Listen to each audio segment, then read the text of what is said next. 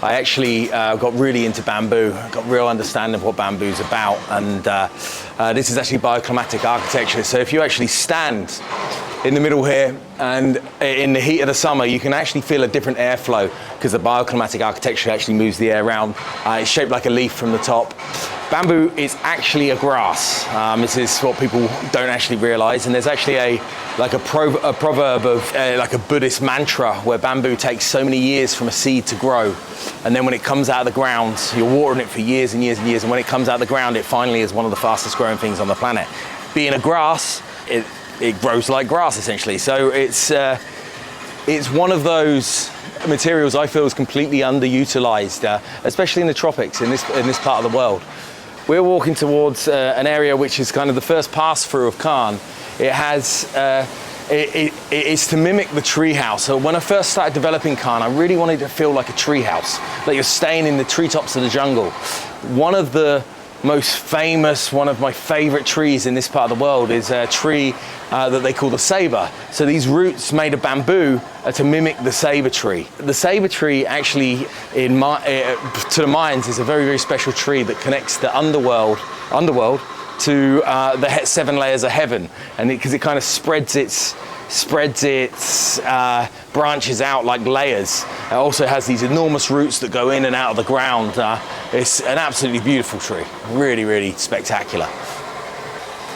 Bamboo here, so this is a really important part for me. This here, when it grows, eventually this will all be completely covered in plants. This is a climate cooler that we created, and basically when it grows, it will actually lock a warm pocket of air in between the bamboo and the wall, which will actually cool the building's temperatures by up to 3 to 4 degrees centigrade. And when it's 40 degrees outside, it really actually does help. Obviously a big saving on energy bills as well. At KAN, we were one of the first developers in the area, and I think there's not many of us now that actually transplanted the trees rather than cut them down. Super important. For me, sustainability is not just about putting a solar panel on, it's actually looking at the land that we have and makes us sustainable. So how can we call ourselves sustainable when we cut down trees that are hundreds of years old? It's completely the opposite of what the word actually means. So what we did, we transplanted every one of our trees, and it's a big, big project to transplant trees here because you have to take them out of the limestone ground because there's no soil here. And then once they're out the ground, replant them. Like any construction, we did lose 8 trees, and then we actually planted 80 trees, so tenfold on what we actually had. Location of KAN is quite an important one actually. I chose KAN location off the Kukulkan mainly because halfway between the beach and the town. The beach being that way, at the time the road wasn't open. In typical style of this area, I was told maybe 2 months it were open. So at that time I was going to be one of the closest developments to the beach. 2.5 years later, the road opened, so and in that time there was a lot of other developments planned. However, we're still a good distance from the beach and a good distance from the town, and 1 hectare back from the main road, so we don't get the sound of the road, which is super important for relaxation and the wellness activities that we hold here. Here we have our cenote. This particular cenote is my favorite. It's my favorite thing about KAN. I really love to actually lay in the cenote and look up. It's my favorite view. We got beauty everywhere here, but my favorite view is to lay there on my back and watch the plants from underneath. We have Billy, who's an iguana. We get some footage of him later. He's not there right now, but he kind of hangs out there. He's an iguana this big. He's tattooed on me. This is his home. He's been here since the beginning. I actually had a shaman come to bless the land, and we asked the animals to leave before the construction process, and Billy stayed. So I always considered him the guardian of the land. It's this great big iguana. The cenote below him obviously attracts a lot of bugs, so he's got a really good place to feed. We obviously give him fruit and stuff too. So the cenote itself, we knew we had water, but we didn't know how much, and we didn't know if it could be a cenote or what the situation was.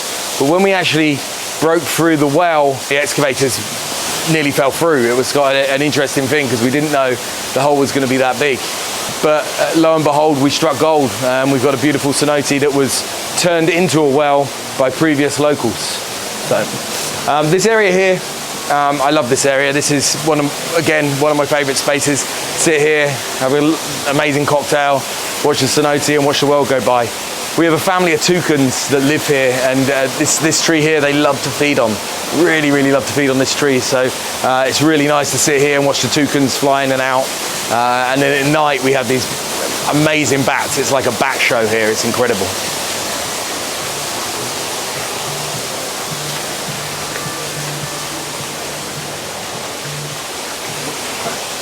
Important, shower.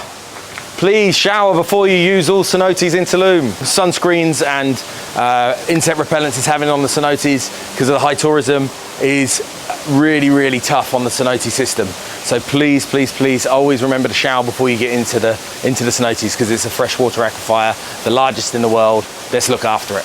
The KAN Phase 1 is made up of 24 studios, 2 of them with swim-ups. They're all the same actually on the inside on the first phase. The architecture itself, I don't like to build in squares. Something that's super important to me is mimicking the human body and replicating nature. When we're in nature, we tend to actually feel a lot better about ourselves. We feel more connected and we feel more relaxed. Nothing straight, nothing square. It's only humans that kind of really brought in junctions. There's natural junctions, but the majority of nature just flows. You look at a plant, everything's just flowing. So I wanted to create this kind of circular room where you don't get a build-up of injunctions. The human body itself, if you look at any disease or inflammation, it's always in a junction, always in a joint.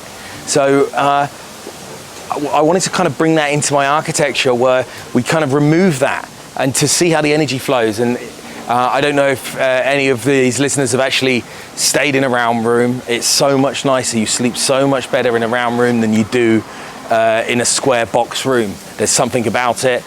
Call me a hippie, energy flow, whatever it is, there's definitely something to it. As we walk into here, we're walking into KAN Phase 2. KAN Phase 2, it has 168 edible or medicinal plants already planted and more to come. I'm actually putting a little allotment out the side to service the restaurant.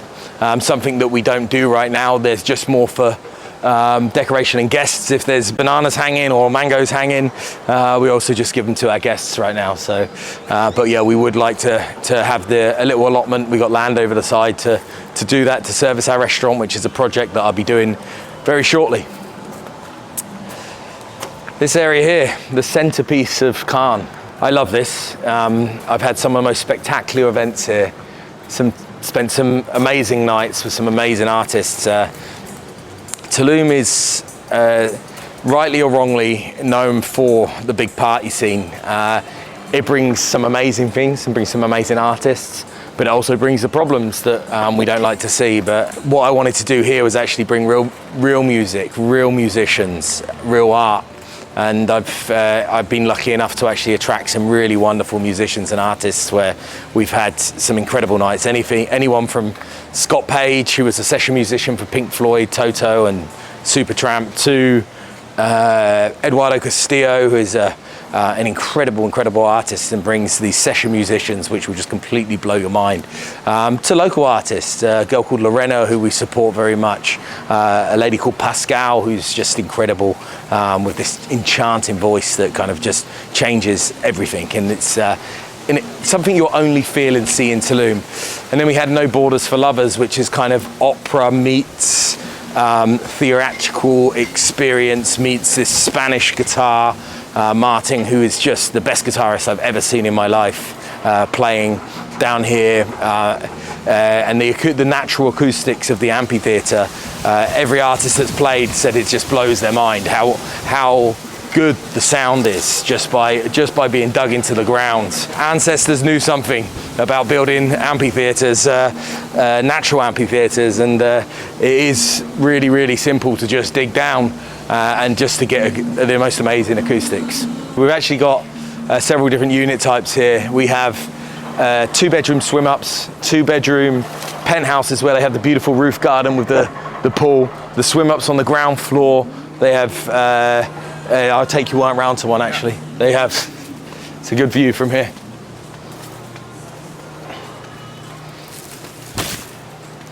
This is another crown jewel of KAN that I love this building. We call it the Ongo, the mushroom. And this is our wellness center. We have many services downstairs, massages and bee venom facial, which is very unique to KAN. If you've never had it, I highly recommend it. It's like a natural Botox.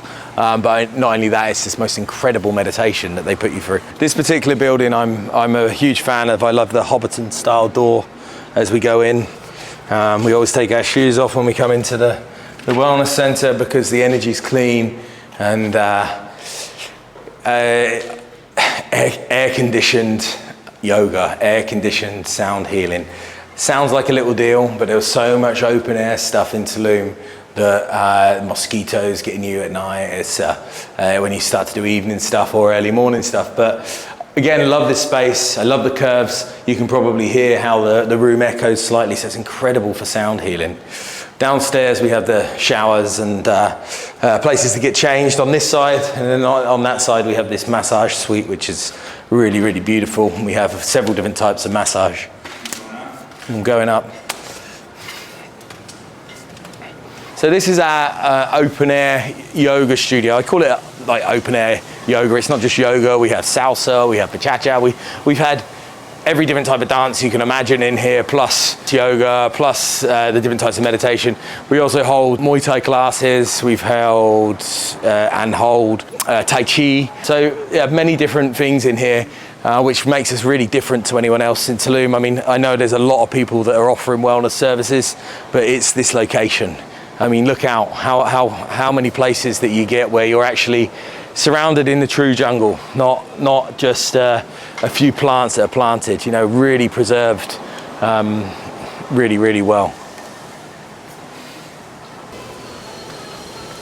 Best thing about KAN architecture is when the plants take over, which they're really starting to grow now, it takes time. The older these buildings get, the better they're going to look because the plants will take over. That's the whole design, is to be at one with nature, but live in these kind of letterbox style pockets with just this nature surrounding you, cooling you, and kind of looking after you, if you like.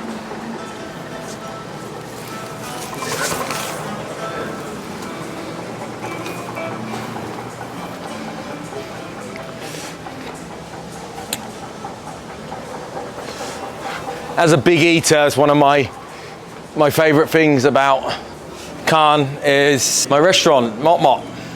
I love this. I love this. This is bougainvilleas that grow. When it's the season for the flowers, I think these ones are pink and white, and then there's an orangey sort of peachy color that comes out of these, and it's stunning when the season's correct for bougainvillea.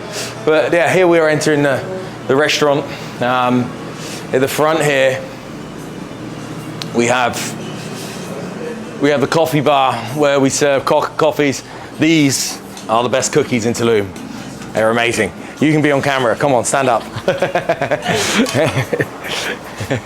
This is Luna. She makes the best cups of coffee.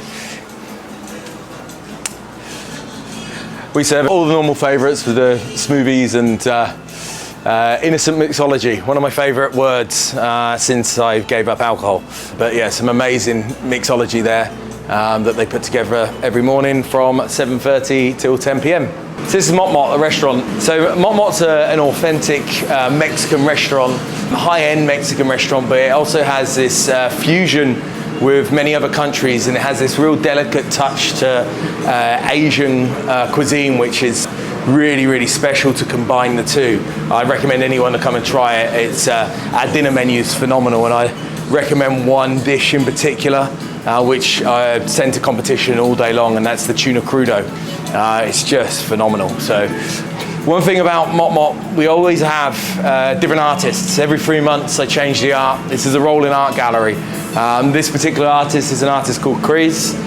She's amazing. She's from England, and she's already actively moving, selling pieces at the moment. So yeah, the moving art gallery is something that we've really brought into KAN as we've moved through.